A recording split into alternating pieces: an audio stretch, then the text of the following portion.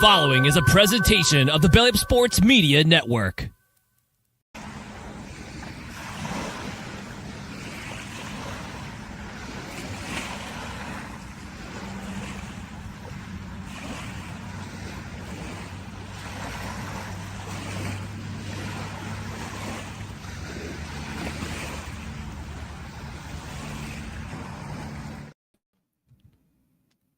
Kevin, were you a monster movie fan back in the day? I was.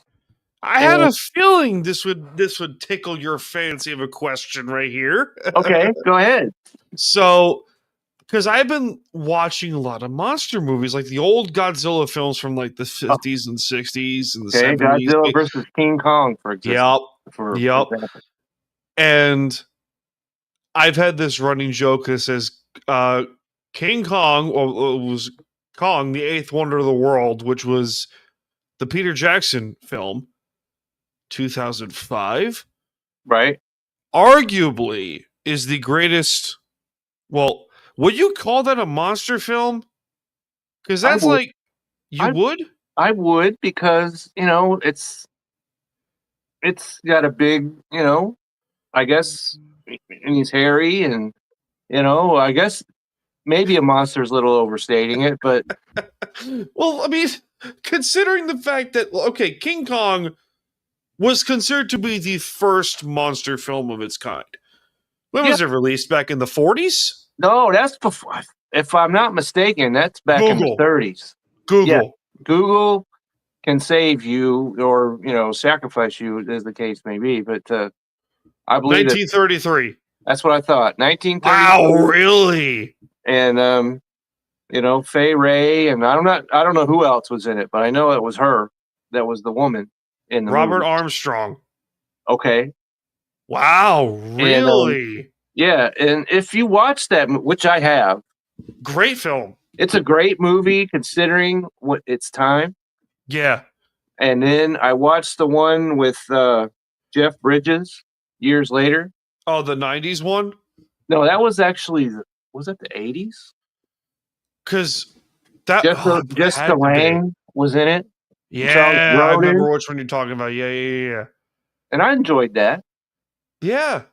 It's weird. It's like, wow, monster movies actually hold up, shockingly enough, to this day. Shockingly enough, if you watch Godzilla from 1950, whatever that was. 1954. Okay. That holds up well. Yeah. Yeah, it's like Japanese film production. Like, wow, it's like you know what you're doing. Yeah. And they knew what they were. You take a look back at, the day the Earth stood still. Great film. Great film. The War of the Worlds. About the same time period. Yeah, the original War of the Worlds. The original. Not back in the 70s. Yeah, the Tom Cruise one, it was all right. Yeah. Yeah, but put that aside, because the original was way better.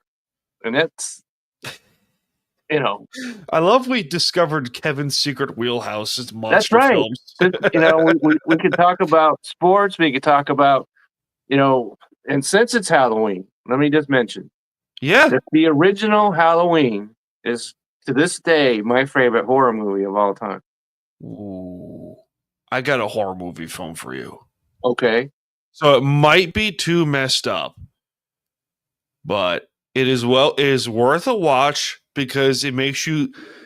It's like it's Stephen King levels of messed up. Okay. But it takes it up to 11. Okay. Okay. Are you ready to hear it? I'm ready. It's called Would You Rather.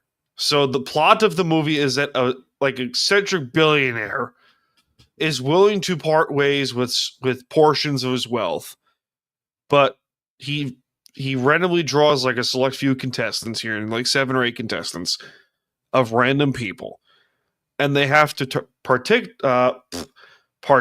Excuse me, brain. They have to partake in various games of Would You Rather. Like, hey, would you rather drown yourself in piranhas or whatever, or eat a light bulb, for example? Just throwing it out there. Like, it's just, it's one of those things where it's like, it's super messed up, Right? but it's a great film. Okay, it sounds kind of like, and I've never watched this Fear Factor No, on steroids. I can't watch Fear Factor. No, because it's not fearful. It's gross. It's disgusting. Right, and that's a totally different category to me. Yeah, we're talking the Joe Rogan Fear Factor. We're not talking like the what's his face? Like we're talking the original Fear Factor from the 90s and early 2000s. Yes. Okay. And so I could see that. I could see doing that. Or if you're looking for a great horror film, John Carpenter, just pick any movie he did. Saw or any Saw film. Saw, especially, the beginning. The first three, yes. Yes. And I worked with this guy, and I hadn't seen Saw, and he was like, "You haven't seen it?" And he brought it in to me, and I sat there and watched it, and I was just floored. And then later, who actually turns out to be, the killer, is, one of the more interesting. Yeah. And yeah. because we were watching this show, Just Shoot Me, and she showed up on that show. Wow, really? Yeah, she was on there, and she was in a series with Henry Winkler. Where what was that? The Practice, I think. And so, and with Becker, with Ted Danson, so she could do anything. She could be funny. She could be extraordinarily, menacing, like in the Saw films. So, I've never been a horror movie guy. I do enjoy like thriller films for some reason. I don't know why. Okay, that's legitimate. Like I'll enjoy a good thriller film over anything horror related, but I'll sit through Saw for some reason. Right, because it's even though it's messed up. Yeah. It's not all about gore, which is what horror films today have reduced to me. Yeah. We'll just throw some blood up on the screen and people will be scared. No. Final Destination in a nutshell. Yeah, Final Destination in 117 or whatever it is they're on now. Yeah. Forget all that. All right, forget all that. Texas Chainsaw Massacre. Kevin's Secret Wheelhouse movies. There we go. Just anything movie related. We went to the midnight show one time. Okay. And saw that. Huh.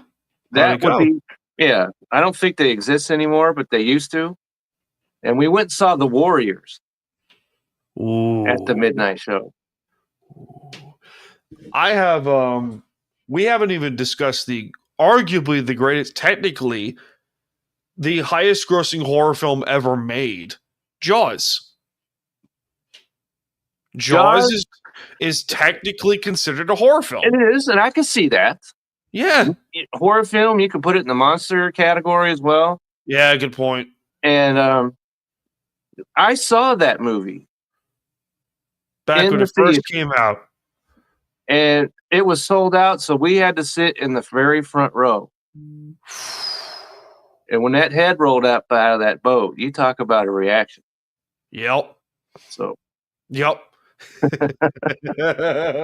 I remember my grandmother was, when she first saw it back in 72, 73? 5, I believe. 75. Okay. Wow, Yeah. 50. Wow, 50 years. Not quite, don't put me in the grave just yet. So. Oh, will you stop it? But I remember her just being petrified of the water. Yeah. Like just, and that had a very negative reaction because people after that movie just went in the ocean and killed sharks just because. Yeah. Which was tragic because of what it does to the ecosystem and everything else. And they're just chilling. Yeah, people know better. At least a lot of them do. So, well, thankfully, there is a certain documentary that did come out on Netflix called what is it? Ocean Whisper. Her name is Ocean Ramsey. I swear, I know who she is. I know that is her name. Yes, it is. It is. She's a great Instagram follow if you're interested in that stuff. She is. And she swam up to Deep Blue, which is the largest great white shark ever captured on film, to my knowledge. And she swam with her. Yeah. Yeah, which you would think is like, what are you, insane? And then you realize this I love sharks, but I would not do that. this gargantuan thing is just a weird, gentle giant that also happens to have a temper tantrum. I thought that was the coolest thing in the world because I'm a water baby at heart because being on Long Island, I love the water. We're surrounded by water. We're surrounded. And right, just, which, island, it kind of, goes hand in hand with that. So, anyway. Yeah, and that's one of the leading reasons why I joined the Navy, because I love the water. Although I would say that drowning is on my top list of horrible ways to die. Yeah, that's a horrible way to go. Yeah. That's a really bad way to go. Suffocating in general. Yeah, just the whole feeling of choking slowly and painfully is not fun. Or catching on fire ranks right up there as well. No. But hey, happy Halloween, ladies and gentlemen. Happy Halloween. We're talking monster movies, That's we're right. talking horror films, we're talking bringing on the power. Holy moly. Yeah, we know one thing's for sure, Kevin. The BS Express is in full force.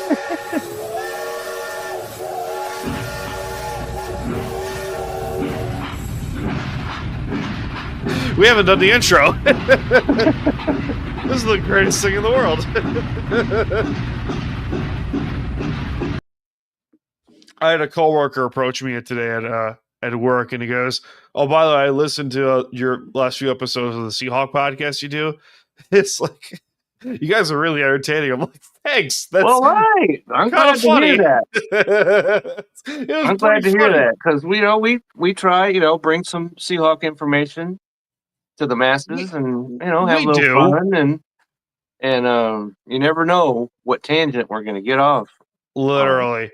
With that being said, welcome to the Department of BS. This is Seahawks Sessions, the Seattle Seahawks podcast, part of Time to BS and Belly Up Sports from the beaches of Long Island, New York. My name is Dan Cruz, and as per usual, I'm coming to you from the beaches of lovely Long Island, New York, from the Department of BS. Follow me on Twitter, Instagram, and Threads at Daniel Smooth and at Time to BS podcast for various tomfoolery and stuff like that. TikTok for clips at Daniel Smooth. Dustin is not here. We are sans Dustin, as you probably figured out by now. Right. He's skedaddling. He's skedaddling somewhere. We're not sure what tomfoolery he's up to tonight. So. He's probably in the Shire on his way to the fires of Mount Doom. I've been on a Lord of the Rings kick recently. Okay, maybe he'll talk about it tomorrow on their show. From the great state of Texas, and from Belly Up Fantasy Live and various articles in Belly Up Sports, Kevin Wilson joins the Department of BS as per usual for his weekly, I guess you would call it more than weekly discussions here on Seahawks Sessions. Also, follow him on Twitter for Kevin62Wilsey for various articles. And I just dropped one today. If you're in fantasy football and looking who to start or not, it's out there. And we talked about that on Tuesday's show as well. So, Belly Up Fantasy Live, check that out. We talked about some trades on that show as well and some scary players. Shout out to Vince, by the way. Shout out to Vince, right? And the scariest player I brought up was Geno Smith. We will get to him, actually. That's one of the topics here today.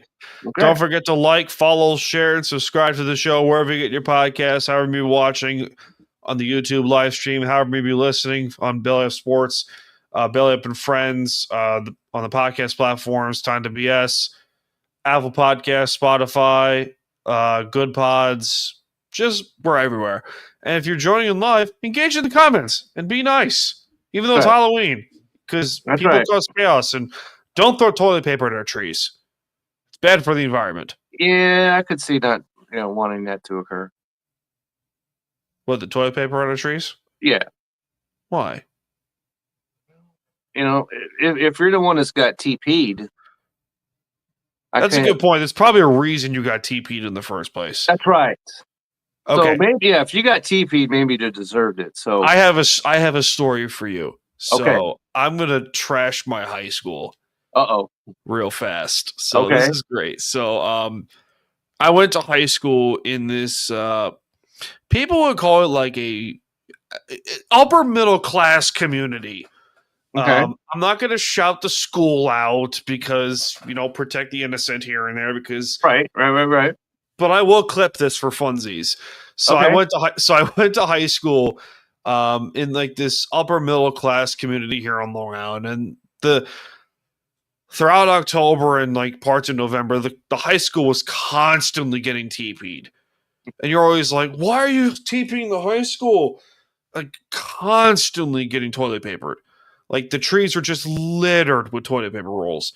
It was hilarious now that I think about it, because this school per se didn't really give two craps about their students except when they would go to college. Which is like it's kind of funny because I've known a lot of people that have since worked for that school district.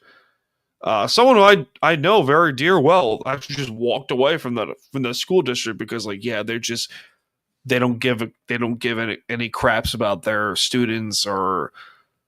That's what you're looking for in your teacher, pool, is that you don't care about the student. Well, that's the thing because the not just the teachers, the higher ups don't give a crap about the teachers or the students and stuff like that because all they care about is their kids going to college. Because they push college is the end all be all. Which, listen, if you want to go to college, go for it. But just so you are aware, the average welder for an entry level position makes around $60,000 a year. So that I will rest my case there. There you go. That's on average here, by the way. On average, right. Depending on where you are, obviously, if you're in Texas, like Kevin is, it may be higher because welders are in high demand in the state of Texas. Anyway, Kevin, how you been? I've been doing great, and I've been looking forward to being on the show here, and talking about the Seahawks is something I've always enjoyed doing. Yeah, and it hasn't always been easy. Let's face it. It's been easier of late, but there was a time where the Seahawks were ground dog meat. And well, let's also be very clear here. A majority of Seahawk fans the last 20 or so years have been spoiled by Mike Holmgren and Pete Carroll. Right. So where people are like, they were bad? I'm like, yeah, they were bad. May I introduce you to 1992? Right. Or the entire 1990s. The entirety of that. And, we've talked about how Cortez Kennedy was the NFL's Defensive Player of the Year on a team that won 2 games. That was 92, right? I believe so. I just guessed it off the top of my head. I hope to God I'm right. But the whole decade of the 90s is a blur. I mean, that's the year, they took Rick Meyer, just for an example. Yeah, Rick Meyer. Jeez. Meyer quarterback out of Notre Dame. Good God. Which, do you want to talk about Notre Dame? I never want to talk about Notre Dame. Okay. Well, there is a certain former head coach of Notre Dame. Yes, we can talk about him. I'm not an LSU guy, even though they're the Tigers. Okay. And has there been a sorrier face on a sideline in a football game than Brian Kelly? Okay, so yeah, let's talk about that before we get to some Seahawk players discussion. Yes, Brian Kelly. Okay, first of all, let's be clear here. We're obviously not advocating for someone to lose their job. No. In that regard, however, there are certain people that lose their jobs that you can't help but revel in it just a little bit. Kevin, are you familiar with the stories that have since come out since Brian Kelly has left Notre Dame? Yes. All these former LSU players, not all of them, but quite a few, have come out and we could talk about rocks. I've heard about that story. Talk about boulders, to be honest here. Yep, boulders thrown at this man. Let's be real here. And After that last game, because I know Texas A&M is a quality football team. Oh, they're a quality program. Yes, We they know are. this, and they've been one of the more disappointing teams in recent years.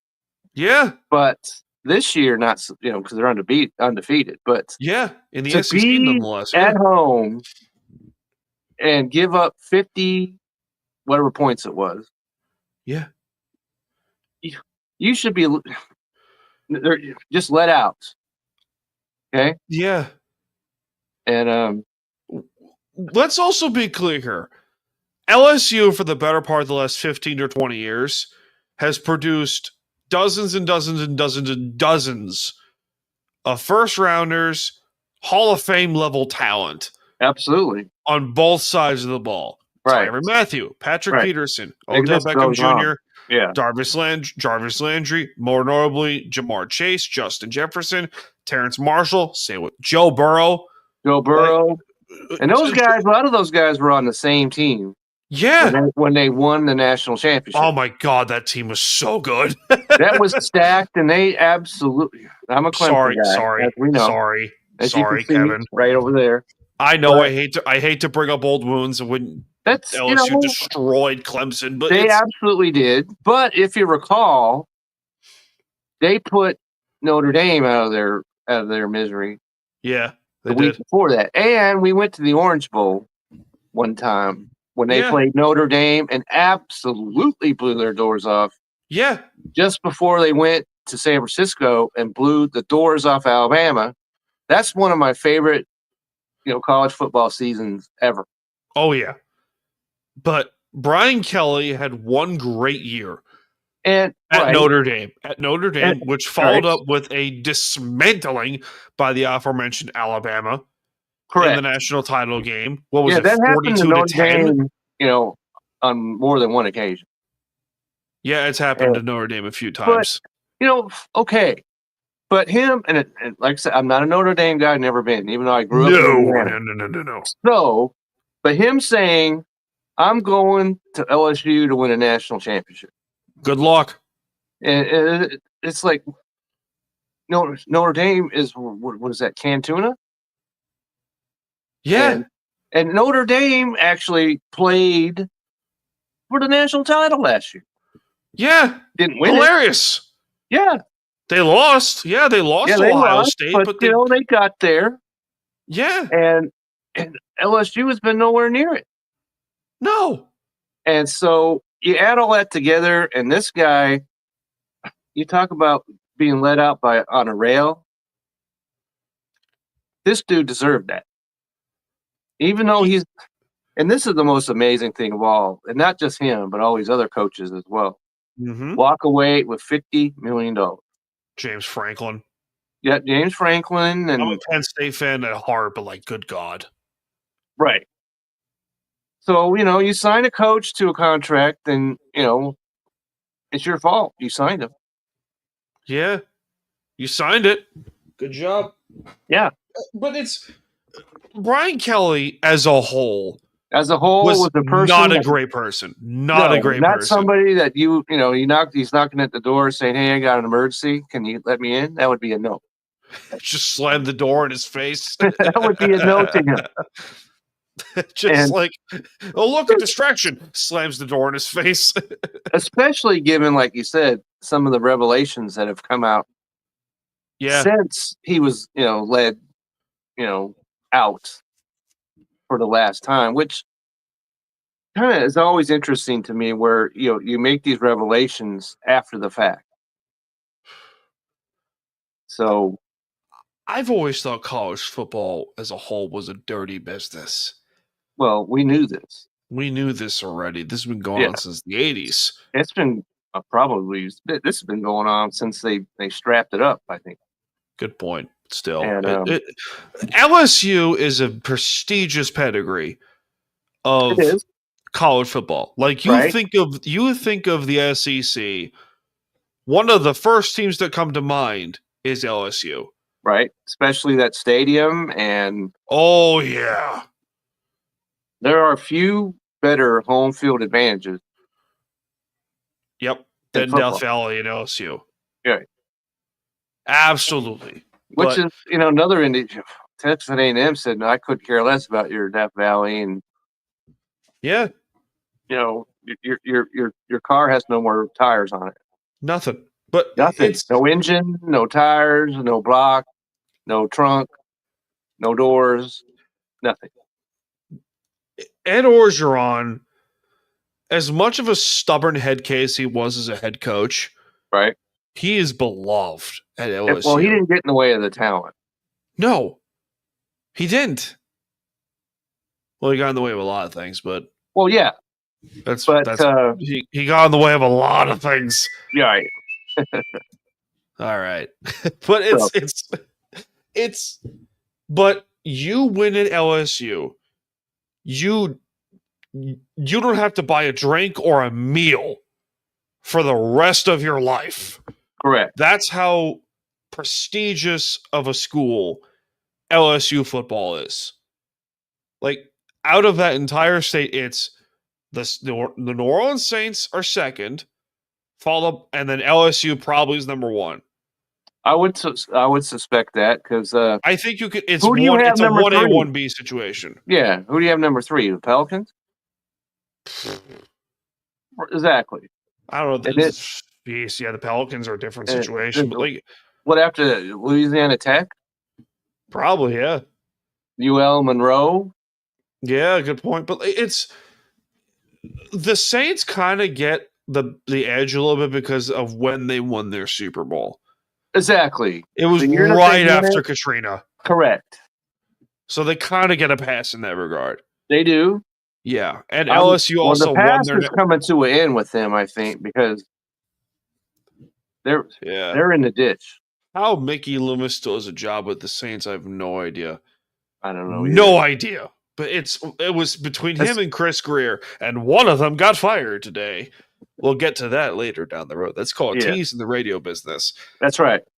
But Kevin, we have to talk a former Seahawk here today because there is a certain quarterback that ran himself out of town, has been traded to what you would call one of the more popular destinations to go vacation somewhere. I don't know about now, but give or take. Right. Geno Smith. Correct. Oh boy, tell me you have numbers on you. We've been to Vegas many times. Yep. Many times, and it's a great place to go to whatever you might be interested in. Yep. We went there and saw Olivia Newton-John, one time. It's a great city. Ago. Yes. It's great. Whatever you're into. Yeah. Shows, and they've got roller coasters, and they've got shows and roller coasters, and they got shows and roller coasters. And they've got you can get on a slide and slide through a tank that's got sharks in it. And you can also slide in a bunch of things. Yes, you. All right. That's a great excuse to use that joke. Yeah. I'm proud of myself for that. I'm sorry. It's a family show, but listen, that was low-hanging fruit, as they say. It was. Absolutely was. That's great. But Geno Smith, I'm clipping that. But Geno Smith has, I can't stay serious. Geno Smith has struggled, to put it kindly. Yeah, that's a very kind word. Very kind. Yes. Jeez. It's bad. Keep talking. I gotta get a drink. I remember how many people, and I brought this up on the show on Tuesday, about just how many people came down on the Seahawks for letting him go. There were a lot. Yep. Kat agrees with me right there. And so, but none of us saw the descent that this guy has reached. I'm back. What I miss? Yeah. So I was just saying that there were a lot of people who really came down on the Seahawks for their decision to trade him. Mina Kimes. And right. And, we even were like, well, is this the right move? Eh. And Dustin, to his credit, kept bringing up the interceptions, not knowing that he'd go to Vegas and just be an interception machine. Yep. How many does he have right now, He Kevin? has 10 in 6 games. 10. So we talked about this last episode where Sam Darnold has 4, and you can argue 2 of them were not his fault. 2 of them were not his fault. Right. And so that is great. because he had 3 interceptions twice. Then he had a 2 interception game, and he got benched, if you remember, in that last game against the Chiefs. Yeah. And I don't know if I know that isn't one of the quarterbacks named, no, it's Aiden. Okay. Yep. If you've got an Aiden, behind you at quarterback, Aiden O'Connell. That's not a good situation. But it's funny because last year we did talk about the interceptions. We obviously did. Right, because specifically the red zone interceptions. But if you're one of those psychopaths that likes to watch tape and likes to watch, the motions of certain quarterbacks and how they throw the football and stuff like that, this dude's forcing it. Is Geno Smith? He's forcing the ball too much. He is, and when you force it, it's not going to go well. No, and I understand that the Raiders have had some receiver issues, and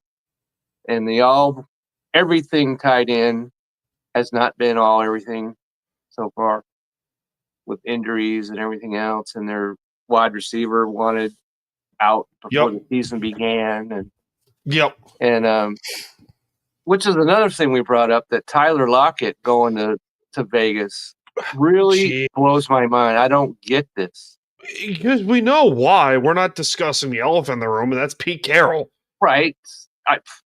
But I've never felt more validated about the Pete Carroll hiring of the Raiders than I've ever been. You might as well send up some fireworks. Victory laps for days. Right. Victory laps, you had it. And because I was right. You were. I was right. I hate being right, but I was right. You were right. Absolutely correct. Anyone that has been sorry to cut you off, but anyone that has been defending the Pete Carroll hire clearly has not paid attention to his entire Seahawks tenure. Well, actually, the last 8 years of his tenure with the Seahawks, because he's too stubborn. He doesn't adjust. He doesn't change his defense. He just so happened to change into a 3-4 the last few years of his tenure with Seattle, but it was essentially the same stinking defense, and his offense has remained the same since 2010. Run up the middle, run to the outside, play action pass, or occasionally you throw a deep pass. And then his offense doesn't get opened up until the last 2 minutes of the game. Right. How infuriating must you be for a Raider fan? I work with a couple Raider fans, and they've came up to me, and they have said, Dan, you were right. And I'm like, thank you. Thank you. And my response to that is this. Done. I just leave That's the room. Classic just go, right there. Done. Yeah, done. Oh my God. But to bring up Tyler Lockett again, I know that's Pete Carroll's over there, but this is not the point, because his career is done. Oh yeah, he's done. So why wouldn't you want to go to a team that has a chance to get to the playoffs? Why wouldn't you want to do that? I don't know. So, it's somebody needs to ask him that question, because I don't understand it. One of life's great mysteries. That's right. And, Dustin and I hold Pete Carroll in higher regard than you, but still, come on. It's one of the great mysteries of our life. That's right. But at the same point, Tyler earned his money. He has his records. He has his Yes. stats. You know, So I don't blame the guy. no, I and the Seahawks, released him. that's a So fair point. and he didn't argue his way out of town like DK Metcalf, which he's still on my crap list, Yeah. to put it nicely. And it hasn't worked out especially well for him either. It's worked out a little better for him than Tyler. Yeah, well, because he's younger and he's more talented. Numbers wise, Numbers yes. wise, but him and Aaron Rodgers has not meshed. Nope. Nearly as well as they thought. And George Pickens, the one they traded away, Has been is playing well. extremely well. I've seen it. It's right there on my TV because I live around here. So that hasn't worked. And I'm not sorry that it hasn't worked. No, you can't be sorry. No, because Aaron Rodgers is one of my most unfavorable players in recent history as well. So we do need to talk about our current number one receiver for the Seattle Seahawks. Jackson Smith-Njigba has started off crazy. He still leads the NFL by over 100 yards in receiving. That's insane when you think about even after his bye week. Yeah, it was almost insane. 200 yards before the bye.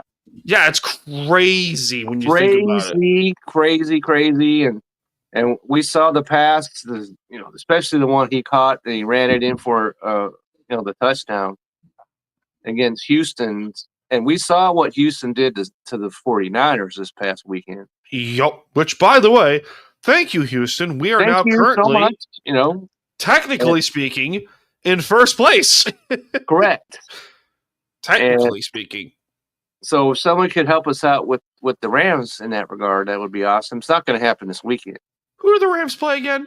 They are playing Tennessee, I believe. Okay. No, they played Tennessee already. Hold on, give me a second here. To the schedule mobile. Because I don't trust the Rams enough to deliberately go and say, yeah, they're scary as hell. They're okay. Yeah, they can hold their own on both offense and defense. Okay, they host the Saints. The Saints, I'm sorry. Okay, you would think I would know that, seeing as how I wrote specifically about Tyler Higbee. You don't want him in your lineup. Just dropping that in there. If you're playing fantasy football, don't want him. Which, but we'll get to our game later. Correct, we will. But JSN he's been their entire offense. That's saying a lot. It is saying a lot because, we talked last week about this as well. They're number 10 in total offense. Yep. They're 10th in total offense. Which blows me away because all the talk about Clint Kubiak and he's going to run a run-heavy offense, but they're number 7 in pass offense. Yeah. So, and that just goes to show you right there what we've talked before about Mike McDonald and his ability to adjust. Mm-hmm. And the run game has not been what was expected. Okay. No. So we'll throw the football. Screw it. It worked. Yeah. And the run game could be better. I'll acknowledge that, but it's done with what they needed to do. They're doing what they can, right? In spite of a often injured Kenneth Walker, right? And he's been, between the 20, maybe the 20 and the 10, I guess. Meh. He's averaging 4.5 yards a carry. You'll take that. Yeah. And Charbonnet ain't that bad. Charbonnet gets down there close to the goal line and he gets into the end zone, but he's nothing in the middle of the field. No. 2.5 yards per carry will not get it done. So it's been JSN and AJ Barner, and that's it. And AJ Barner, we talked about 78 tight ends or whatever on the roster, and he stood out. And I brought him up on Tuesday's show as a guy, just throwing this out there. If you're in fantasy, he's a guy that you might want to look into to start. Because the Commanders' defense is not particularly great against tight ends, No. right? And I've got the numbers here, so when we get to this game, we can go there. That we will. That we will, my friend. But we do have a couple things to get to later on the show. But as per usual, Kevin, is this show free? I believe it is not. No. All right, let's pay the bills. This show ain't free, so time for some ads. Righteous Felon Craft Jerky is the official jerky of Belly Up Sports. For over a decade, Righteous Felon Craft Jerky has led the American meat snack revolution by concocting delicious, adventurous, U.S.-sourced jerky recipes for uncompromising carnivores across the country. With 15 different flavors to choose from, Righteous Felon has all jerky lovers covered, and by using promo code BELLYUP, you will get 15% off your purchase at RighteousFelon.com. Do your taste buds a favor today and rip into a bag of Righteous Felon jerky. That's right, peeps. Use the promo code BELLYUP and 50% off your order of various flavors of beef jerky at RighteousFelon.com. Thanks to our friends on Righteous Felon Beef Jerky for sponsoring this podcast and all other Belly Up podcasts. Kevin, I have a hypothetical question for you. Okay. What are the odds of this player getting traded? It's on the screen. Okay, I see it. He had 5 sacks. 5 sacks. Against the Patriots, and they still lost. Right. And he talked afterwards about he'd like the idea of being able to possibly win a game. Okay. Not win a game, possibly winning. You did it yourself.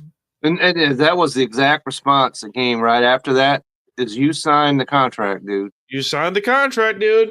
You knew, we've got since 1990, was it 9? Probably. When Cleveland got reestablished? 99, yes. Okay. Well, it's been one crap show after the other with a few, alternatives.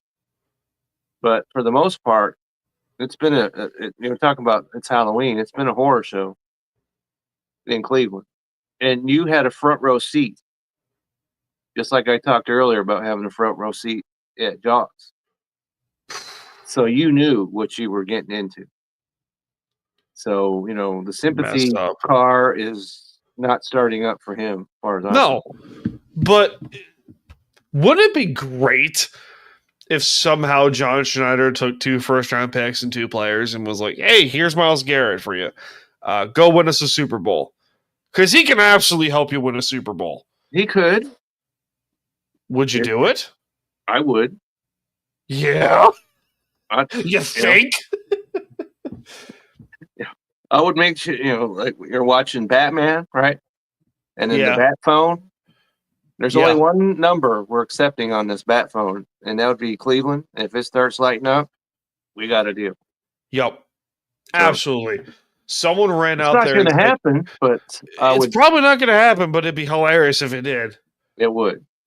Because that would easily be the biggest trade deadline acquisition in NFL history. Yes. By a mile. By a mile. And it would cause a lot. And they're still Cleveland Brown fans. I know this.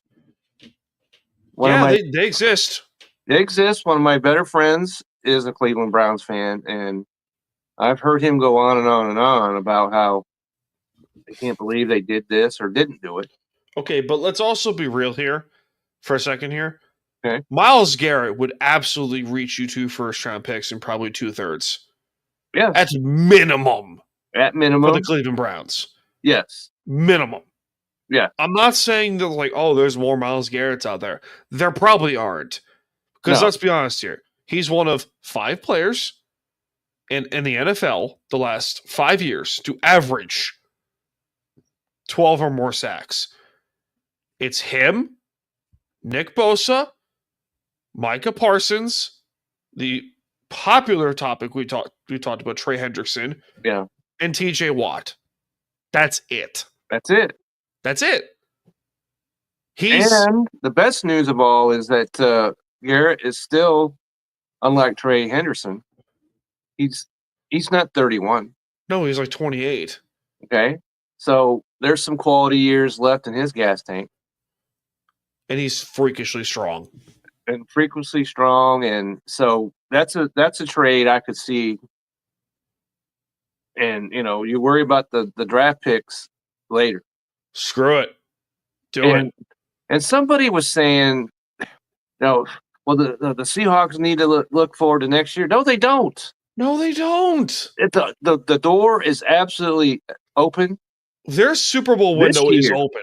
It's Seriously. open. It is. The NFC, whether you like it or not, is wide open. It is. There are some excellent teams that you're going to have to march through. Green Bay, Two of them are in our probably. own division, right? Yeah. And you've got the Eagles. And we've seen the Buccaneers already, what they can do. Green Bay. You've There's got another the one. Lions and Green Bay. Yeah, that's it. You got like 7 or 8 teams in the NFC that are probably really freaking good. Right. The rest are about the same. And then you get the Giants and the Saints, which is right. what they're doing, but they're doing something. And now currently Arizona. Yeah, sure, good point. But you make this move if you're 100% confident in your Super Bowl window being wide open. You don't. You're 5-2 and tied for first place in your division. And you have a top 10 defense. Then you have a top 10 defense and you have a top 10 offense. Which is rare. Which is rare that, you've got a team in the top 10 in both categories. Correct.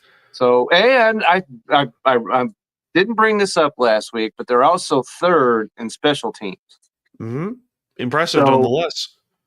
So everywhere you look, we're coming up roses. We'd like a better running game. We've talked about that. Now, but the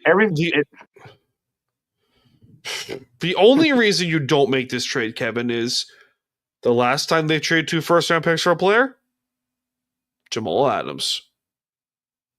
How often has they traded first-round picks and it has worked out? One. Well, that's a little different because after they traded for him, then they signed him into a deal. Yeah, and if then they traded for Myles Garrett, I don't think they're going to have to do that. Maybe they will. No. I don't think so. And so, some of us have been out in the sun too long and got burned, but that doesn't mean that we don't go out in the sun and ever again. Yeah, that's a good point. Yeah, so sometimes you just have to proceed. Good point. And I would look at him, and if they could look at some right guards, I think we're in business. Yeah, which great segue to our next discussion here. Time to Q&A, because why the heck not? Right. Because we got some Q&A discussions. We got a couple of them, both in the trade market discussion, because the deadline's in a few days. It's Tuesday at 4 p.m. Eastern.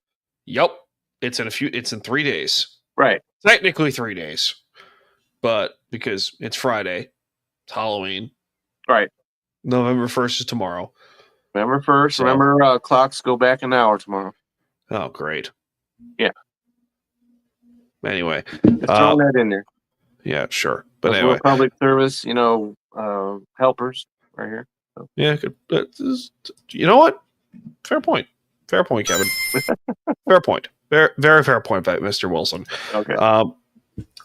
So, first discussion of the Time to Q&A segment here. Who is your number one trade target for the Seahawks? I got one. Okay, go ahead. Wyatt Teller. Now, Seahawk fans, obviously, it's them and Islander fans. I don't know why, for some reason, the Seahawk fans can't seem to not hold a grudge, because Wyatt Teller obviously didn't end Uchenna Nwosu's career, because he's still playing. Right. But he did a chop block on Uchenna, which made him miss the first 4 games of last year. Sure. I get it. But it's like, they're probably going to go out to dinner or something like that, and just talk it over, be like, hey, listen, I made a mistake, no big deal. Because Yeah, I'm it's sure not like he's the only player that's ever done that. it's not like Richie Incognito who just did God Yeah, knows exactly. what. That's a great example to bring up. Yeah. But Somebody because, that would just as soon mustard gas him in every single wow. everybody would want Anyway. to do that. So but you see my point here. Wyatt Yeah. Teller would be a great addition because he fixes your offensive line problem almost immediately. he does He's gonna be cheap-ish. right? And Because it's Cleveland. it's Cleveland, and they need to do something. Yeah, they need to sell. They need to sell. Someone threw out Kevin Zeitler from the Titans earlier. I was like, he's still playing? Yeah. How I is don't he? know if anything that's associated with the Titans, you might want to. Okay, but he was also Detroit's offensive line last year, so do Okay. what you can with that information. Okay, yeah. Who is your trade target, Kevin? Well, the trade target, and I brought this up. You can have two if you want. Okay, I'm just going to mention this because, and this is not my idea. It was brought up in the Dallas Morning News on Tuesday.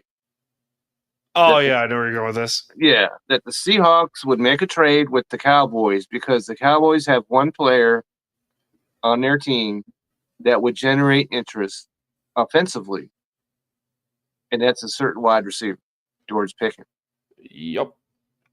And the suggestion was that they trade him to the Seahawks for defensive help. And Sure. I happen to mention this in various Seahawk rooms. And you would think that I suggested that I love the 49ers, the response that I got to even floating this idea. I might as well jumped off a bridge. And when I first heard it, I was intrigued. And I thought, well, if you had JSN and George Pickens as your wide receivers, that would open up your offense a lot. And depending on what you had to trade to get him, I thought it was something, a suggestion to look into. But apparently I'm the only one that thought that. Because like I said, I might as well tar and feather myself for even suggesting it. And so I just thought I would bring that up here. Yeah, see? Well, at least is a better response than jump off a bridge. Well, Pickens would be interesting because he bring back the Doug Baldwin animosity, which they haven't had since Baldwin was here. Which you get. Right. He's also a bigger head case than Baldwin. That's true. So he's like probably I more said, because I live here. Yeah, and you it's live in that area. Because he's trying to get a new deal. And he has been on his best behavior here. Shockingly enough. Shockingly, when he was in Pittsburgh, you had to have a stretcher standing by because you just didn't know what was going to happen with this. It's like him and Steve Smith. Can you imagine if he and Steve Smith got into a fight? That'd be awesome. Yeah, that'd be great. Have to charge, pay-per-view right there. But that Monday Night Football matchup between Steve Smith and Aqib Talib when he was with the Patriots. Yeah. Oh, it was beautiful. Because they didn't give a crap. It was awesome. Number 2 in the time to Q&A discussion. So let's and this was out there, was Chris Olave of New Orleans.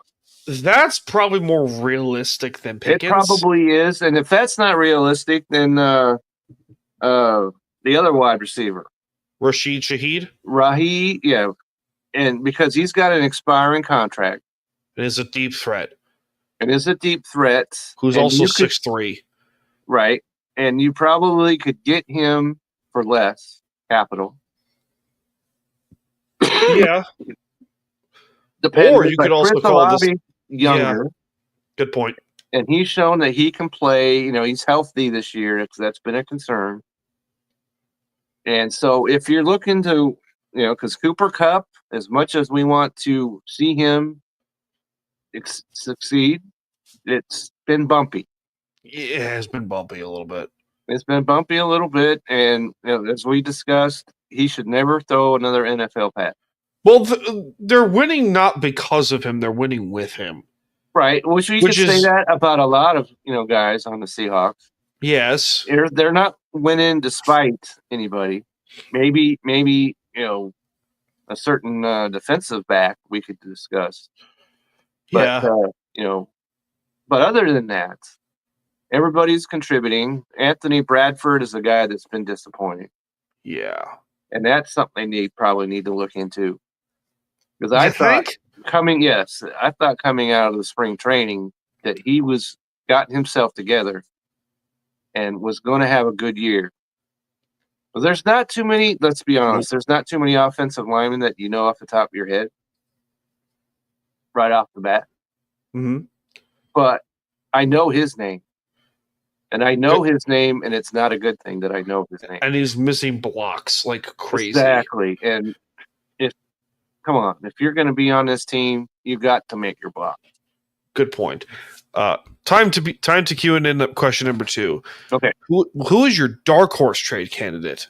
Dark horse. Oh, wow. I don't know if there's a darker horse one that I can bring up than Pickens, but one of the dark horse guys that we've discussed, Trey Henderson, and I thought that because if Cincinnati had won that last game, they're right in the thick of that division. Yup. But they didn't. Yeah, they lost to the Jets. They lost to the Jets and gave up 15 straight points. Mm-hmm. And so I think that they're, and the quarterback, we could talk about the Browns. What the heck are you doing trading a quarterback to your rival? But he may not go this week.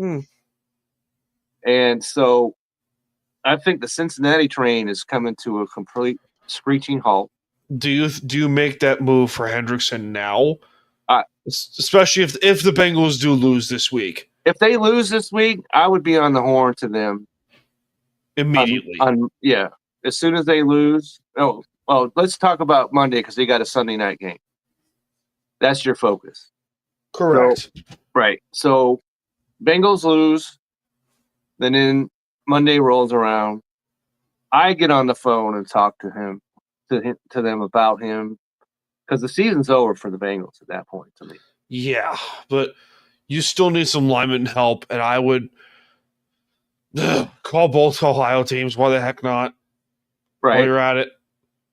Well, the problem with that is because the Cincinnati offensive line has been their anchor, anchor not in a good way. But, I would call Wyatt Teller from Cleveland. Okay.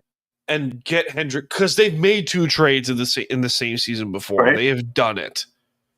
And they did it last year. Roy Robertson Harris from the Jaguars and Ernest Jones. They've done it before. They've done it. There's no reason why they can't consider that. They have the capital to do it. They do. They really do. And Hendrickson would help their pass rush tremendously, especially against really good offensive lines like the Rams. And then Wyatt Teller would fix your offensive line almost overnight. And the defensive, pass rush just needs a little, extra oomph. Oomph. Right. That's a great word for it. Oomph. You get those 2 things, and let's get it on. Indeed. Do you want to get to the game? Sure. All right. Week 9 of the Seahawks NFL season, they travel to Washington, D.C. to face the 3-5 Commanders. Seattle's 5-2 entering this game. Currently, as technically speaking, in first place in the NFC West, in a tie with the Rams, but they own it. But the Seahawks own it by tiebreaker for, I don't know why that works, but anyway. Right. Washington is 3-5. They played okay.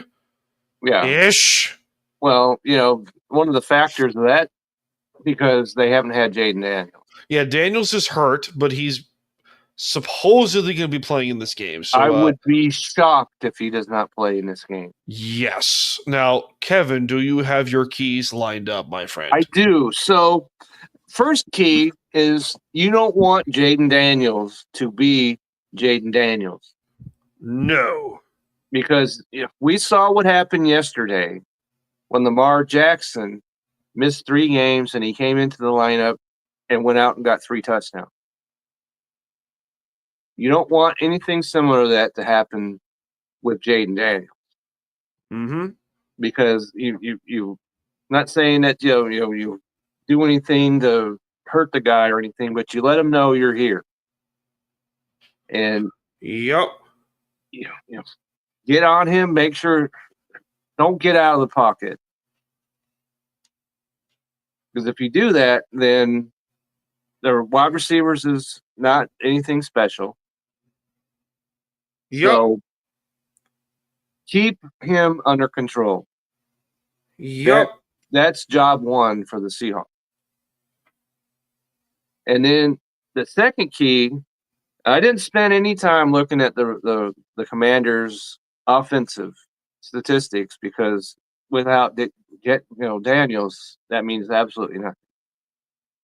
But their defense is awful, except for the fact that they've got 22 sacks on the season, which is 8th in the NFL. Mm-hmm. So your second key is you need to make sure Sam Darnold stays upright. Correct. Because if that happens, then you've got – because their defense is 27th overall. It's 26th against the pass and 22 against the run. And they have a decent secondary. So if you decent. like I said, if they get to the quarterback. Yeah. So if you keep him, Sam Darnold, upright, which has not been a real concern. No, thankfully. Thankfully enough. So keep him upright. That would be my second key. And the third key is running game.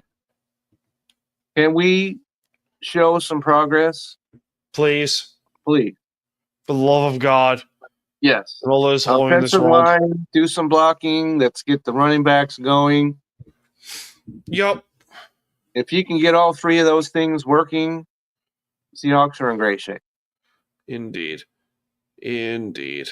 Oh, boy. I'm looking for trades. Right. Trades that need to happen. Oh, boy. One of the things they've got it, you mentioned they got a good secondary, but they only have 4 interceptions on the season. That's weird when you think about it because they have talent. They do. So as long as Sam Darnold does not get sacked, he will have time to find a receiver. And he will go off if that happens. Correct. Do you want to get to BS of the week, my friend, before we close up shop for the day? Do this thing right here. All right, so let's cue it up.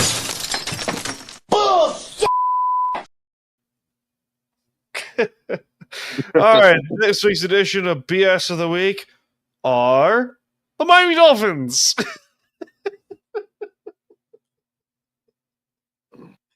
Oh, boy. All right, if you haven't paid attention to the news at all, the Miami Dolphins have effectively fired their GM, Chris Greer, who's been at the GM helm since 2016, who has also been with the organization for 25 years. What have they not done in 25 years is win a playoff game. Seriously, go look that up. The Miami Dolphins have we probably don't want to discuss the last time they won a playoff game. We'll just leave that alone at this present moment. Dan Marino's last playoff win. So, yeah, we don't need to discuss that. Yeah, they haven't won a playoff game in 30 years. 25 years, actually. They haven't won a playoff game in 25 years. So their last time they've been to divisional playoffs was, ironically, Dan Marino's last game. Where, we don't need to talk about that one, Dolphin fans. I'm sorry, but it's so. My issue isn't with Chris Greer being fired. I have no problem with that because I've been vocal about it to a lot of people that say, I don't know how Chris Greer still has a job with the Dolphins. I have no idea. But It's between him and Mickey Loomis. I have no idea. But my problem is with ESPN and Stephen A. Smith. That's my problem. Because Stephen A. Smith, who, say what you want about him, is like, in his prime with ESPN 10 years ago, he was the best. Like, he knew mostly what he was talking about. Right. Now he started raising his volume level. And his salary. Anyway. Right. So, but he mentioned that I don't know why Chris Greer got fired first and not Mike McDaniel. I'm like, you want to know why Chris Greer got fired? Because the dude has been there since 2016 as the general manager, had made the playoffs 3 times, has not won a playoff game, and has managed an unmitigated disaster with the Dolphins. An unmitigated disaster. Right. Tua Tagovailoa, like, handcuffed you into signing him to a massive contract extension, which looks like a top 5 worst contract in the NFL right now. Because the dude can't stay healthy. 2 weeks ago, he threw 4 touchdowns. Yeah, besides that part. But Stephen A. Smith, I know this is a family show. I understand that. But for Stephen A. Smith to utter the comments that he said is downright inexcusable. Inexcusable. Yeah, you have to wonder if he, one of those ones that stayed up late at night and the light, burned holes into his eyes and he's sleep deprived and to come up with an idea like this. Because Mike McDaniel, good point. Yeah, Keep going. Yeah, the idea that this guy got fired is not that hard to come to a conclusion about why it happened. Yeah, anyone with half a Why brain are you knows the doing it reason 3 why. days before the trade deadline? That's the question I throw out there. Okay. But I said anyone with half a brain knew that Chris Greer was a horrible GM. How he stayed for that long, I have zero clue. And he must have had pictures of some kind. Right. So, so I'm sure that he left with his computer. Yeah. So that no one could inspect it afterward.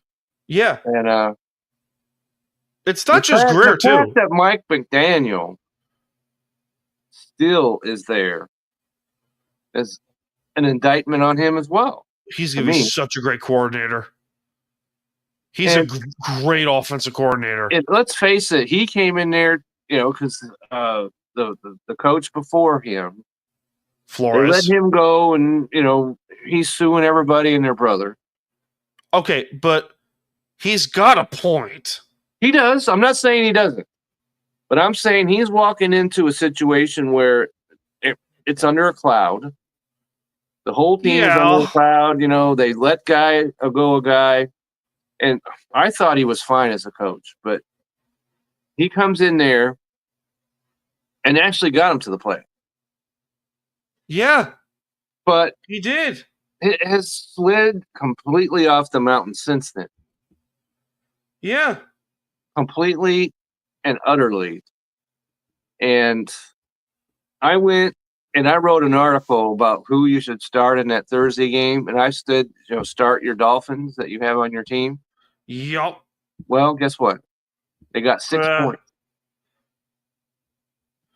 Tachymeter, Tua, Waddle. Those are supposed to be your linchpins of an offense. Yeesh. And you got 6 points. It's stupid. It's so stupid. Yeah, so he needs to be let out. Mike McDaniel needs to be let out. And Stephen Ross can be let out and don't come back. Lose our number. Leave it to Kevin with the metaphors. So, and they're at home, so you don't have to worry about, giving them cab money or any of that stuff. But oh my god! Oh my god! Oh boy! What a show! And Miami, is a tough. At least for me, Miami's a tough team to dislike. Yeah, but come on. South Florida fans, they love their sports teams. They do. They're very passionate about their teams. Breathe, Kevin. Yeah, the Dolphins. The Dolphins can't be choking you out. Come on now. Yeah, no, I'm getting an allergic reaction or something going on to them right here. So cats. No, not the cat. Well, she's looking at me like, what are you doing? What are you doing right now? Yeah, no kidding, right? Yeah. Any final thoughts to close off shop of the day, Kevin? Well, I'm very excited that this is a Sunday night game for the Seahawks. Yeah. And unlike when they played on Monday night, you don't have to wait till friggin' midnight. Oh my God, please. Yeah. It should start about 6 our time or so here in Central. 7. I would imagine 7. 7. Okay. Yeah. So that's Even 10 better. o'clock. Yeah. Yeah. It's great.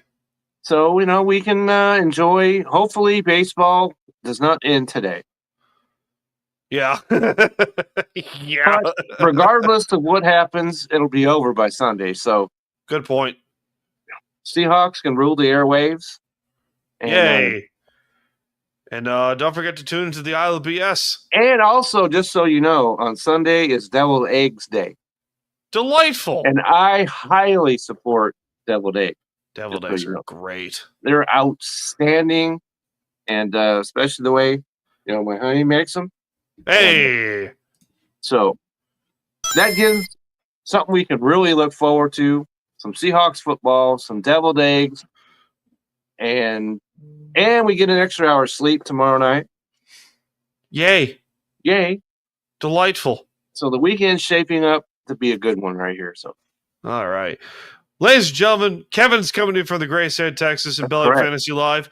I'm coming to you from the beaches of lovely Long Island, New York. This has been Seahawks Sessions, a Time to BS production. And enjoy the game, ladies and gentlemen. We'll see you all in this life, and most certainly the next one. Cheers, everyone. Have a good night.